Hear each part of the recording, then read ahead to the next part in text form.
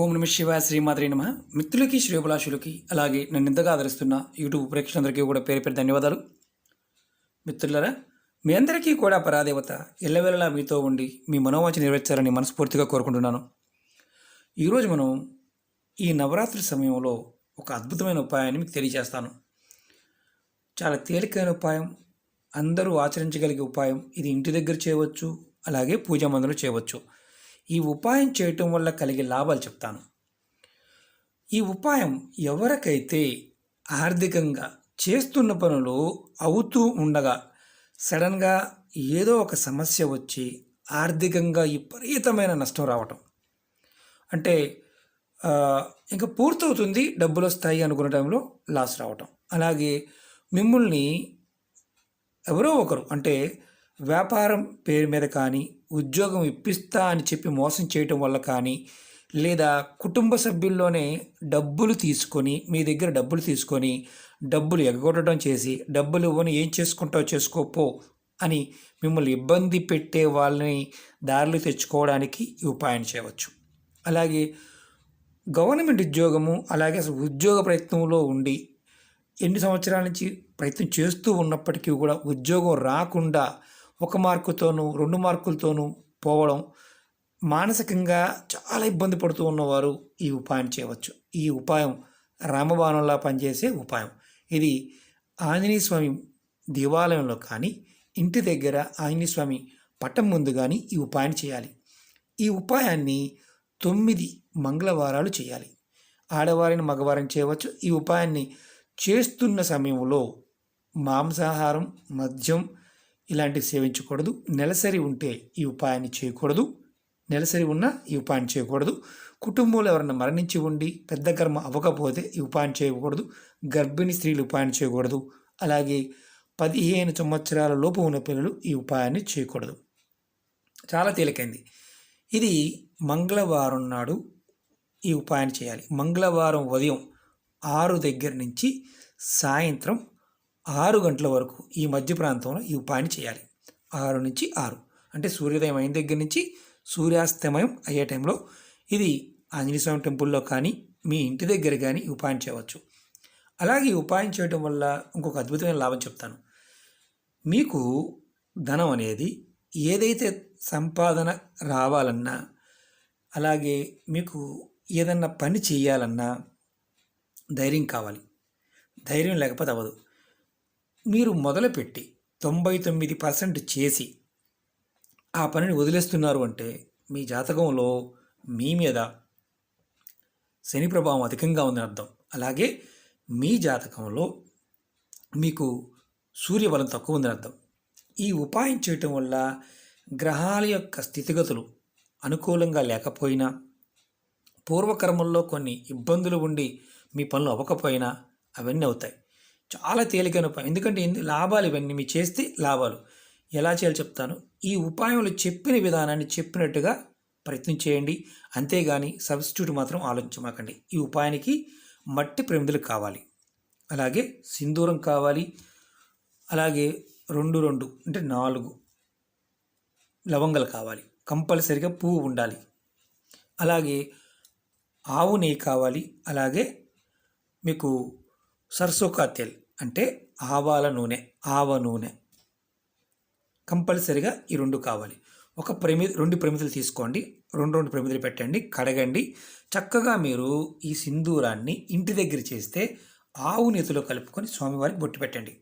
అదే దేవాలయం చేస్తే కొంచెం సింధూరం తీసుకొని ఆవు నెయ్యితో స్వామివారికి వేపించండి.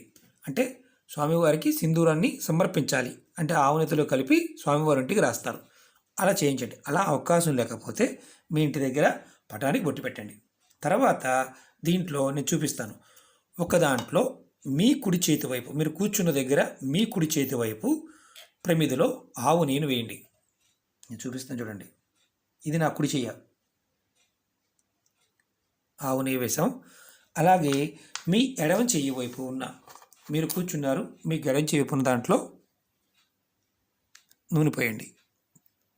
ఆవ నూనె మాత్రమే చేయాలి. ఇది నవరాత్రి సమయంలో చేయటం వల్ల ధనాన్ని సంపాదించాలి, ఉద్యోగం సంపాదించాలి, మా కోరికలు తీరాలి అనుకునే వారికి ఈ ఉపాయం రామబాణంలో పనిచేస్తుంది. ఆవు నేతిని కంపల్సరీగా వాడాలి. ఈ 9 మంగళవారాలు ఇప్పుడు ఈ నవరాత్రి సమయంలో స్టార్ట్ చేసి మీరు గనక 9 మంగళవారాలు చేస్తే ఏదైతే మీరు కోరుకుంటున్నారో కోరిక, ఏదైతే ఉద్యోగ అన్వేషణ కావచ్చు, అడ్డంకులు కావచ్చు, వ్యాపార అడ్డంకులు కావచ్చు, ఏదైనా సరే, వివాహం కావడం లేదండి మాకు వివాహం అవ్వాలి అనుకునే వారికి కూడా వివాహం అవుతుంది. ఇలా ఇది నా ఎడం చెయ్య, ఇది నా కుడి చెయ్య. కుడివైపు దాంట్లో ఆవు నేతితో దీపం వెలిగించాలి, ఎడమవైపు దాంట్లో నూనెతో దీపం వెలిగించాలి, ఆవు నూనెతో. ఇప్పుడు మీరు దీపం వెలిగించే ముందు స్వామివారికి మీ కోరిక చెప్పుకొని ఇలా 2 చేతుల్లో ఈ 4 ఈ చేతి కింద ఇది కుడి చెయ్య ఇలా పెట్టుకోండి, ఎడం చేయి కింద పెట్టి మీ కోరికని బలంగా చెప్పుకోండి ఆంజనేయ స్వామికి. చెప్పి మీరు అంటే మనస్ఫూర్తిగా మనసులో మీ కోరికని మనస్ఫూర్తిగా చెప్పి నేను ఫలానా కార్యార్థనే చేస్తున్నాను అని చెప్పి ఇందులో 2 లవంగాలని ఆవు నేతిలో ఫస్ట్ కుడివైపు దాంట్లో వేయండి, తర్వాత ఎడమవైపు దాంట్లో వేయండి, నూనెలో వేయండి. వేసిన తర్వాత దీపాన్ని వెలిగించండి. స్వామివారికి పువ్వులు పెట్టవచ్చు. అలాగే స్వామివారికి అక్కడ దేవాలయంలో అయితే కనుక మీరు అక్కడే కూర్చొని ఈ ఉపాయం చేయొచ్చు. ఈ దీపారాధన చేసిన తర్వాత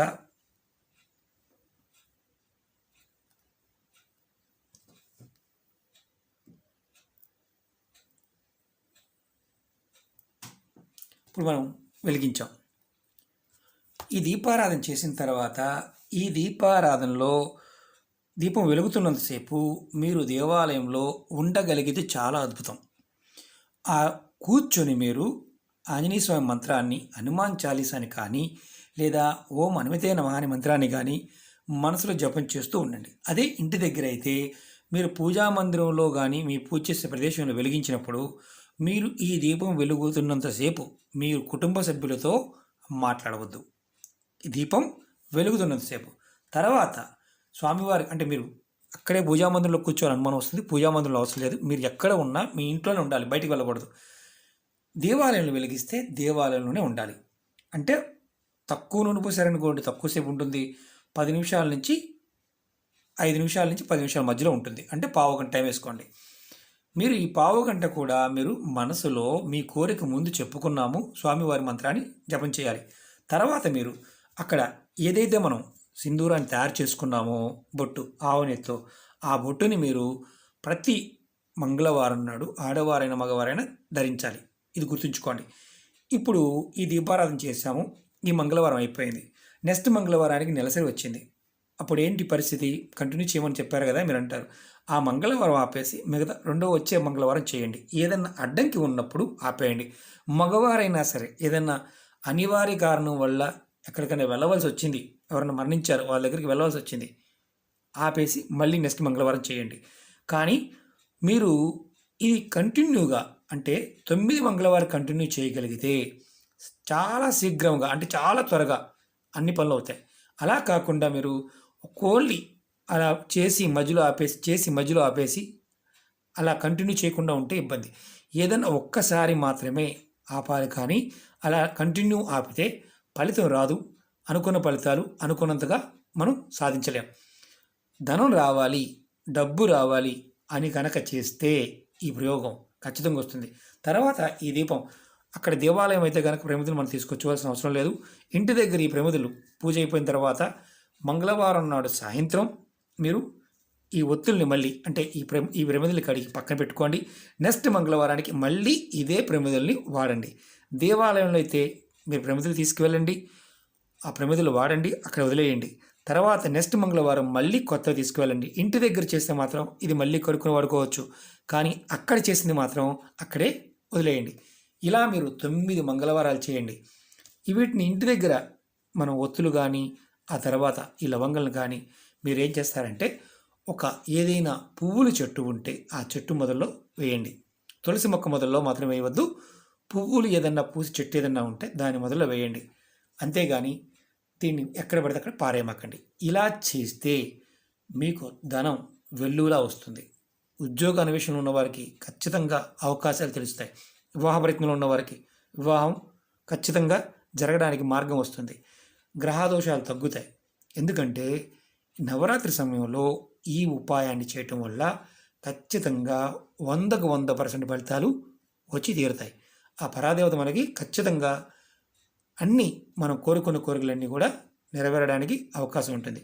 ఓకే మిత్రులారా, కంపల్సరీగా మీరు గుర్తుంచుకోండి, మాంసం తినకూడదు, మద్యం సేవించకూడదు. మంగళవారం నాడు ఎవరైతే ఈ ఉపాయం చేస్తారో వారు ఖచ్చితంగా పాటించాలి. ఈ ఉపాయాన్ని ఎవరికైతే సమస్యలతో ఉన్నారో వారు చేయవచ్చు. ఆర్థికంగా అయితే కుటుంబంలో ఎవరో ఒకరు చేయవచ్చు. ఉద్యోగ అన్వేషణ పాయింట్ ఆఫ్ వ్యూ ఉన్నవారు వారు మాత్రమే చేయాలి, తల్లిదండ్రులు చేయకూడదు. అంటే మేము కోరుకుంటాం మా పిల్లల కోసం అని మీరు చేయకూడదు, వారు మాత్రం చేయాలి. ఎందుకంటే వారి ఇంటర్నల్గా ఉన్న అంటే వాళ్ళ లోపల ఉన్న గ్రహదోషాలని తొలగించుకోవడానికి ఈ ఉపాయం రామబాణంలో పనిచేస్తుంది. మీరు ఒక్కసారి నూనె తెచ్చుకున్నా లేకపోతే ఆవు నెయ్యి తెచ్చుకున్నా కంటిన్యూ వాడుకోవచ్చు. సింధూరం కూడా అలా వాడుకోవచ్చు. ఓకే మిత్రులారా, ఇది ఇంటి దగ్గర చేసుకోవచ్చు, అలాగే దేవాలయంలో కూడా చేయవచ్చు. ఓకే మిత్రులారా, ఈ వీడియో నచ్చినట్టు లైక్ చేయండి, నా ఛానల్ సబ్స్క్రైబ్ చేసుకోండి, గంట సింబల్ని యాక్టివేట్ చేసుకోండి, 10 మంది మిత్రులకు షేర్ చేయండి. ఓం నమః శివాయ, శ్రీమాత్రే నమః.